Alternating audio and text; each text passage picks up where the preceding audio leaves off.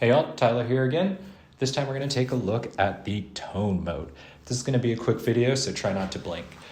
At the top here, we've got 4 parameters that allow you to change how it shifts the overall tone of what's coming out of your sequencer. You can shift all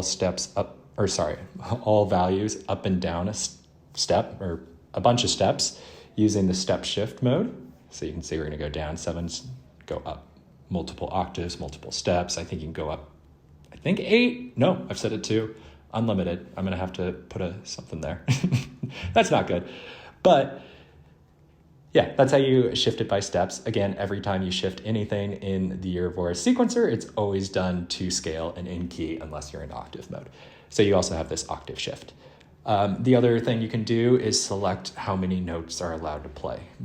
Standard is each trig can have up to 8 notes, but you can limit that using polyphony, mono, and go up to 7 if you want a hit poly. You can also change, which of the keys you're going to select here. So this is going to be a really powerful tool used in functionality with what you're seeing below in the sequencer, which is this watch and play mode. So you can either be in watch or you can be in play. Let's start with play. Play really is just a note intercept that allows you to ignore the notes that you've added to the current sequencer, or if there are no notes, ignore nothing, but instead play the notes that you're playing in a different sequence. So you can see I'm going to add 4 notes here, and even though I should get like a boom, boom, boom in track 4, which is what's connected with, in fact, you won't even see the boom, boom, boom because it's going to erase the original sequence steps. Instead, you're just going to see the notes that it's taking and the color of the track that it's taking the notes from.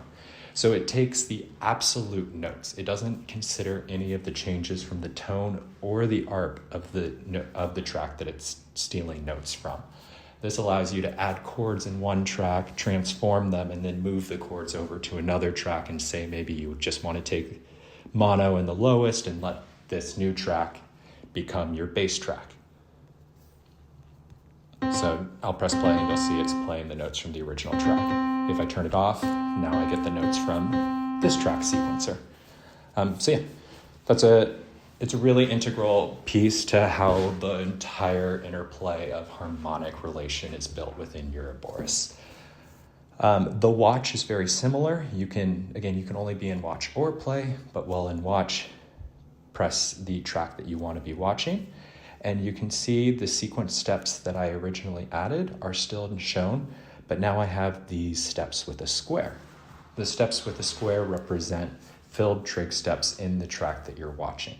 If you get rid of that, if you hold them, you'll see the square on the keypad trigs that are filled in the other track. So let's say I go to track 5 and I'm going to make a chord here and add it here. And then I'll go back to track 4. When I zoom in on that chord, or zoom in on that trig, I can both see the notes that I'm playing, which is highlighted in green, and I can see the notes that are played on the other track, which are represented with these square blocks. So that's everything you need to know about the tone mode. You can reset it using the transformation.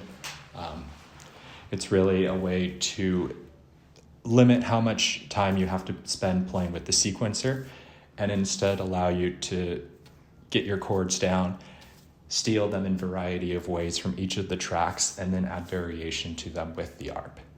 Hope you have fun with this tool. As always, I'll see you next time when we check out the scale mode.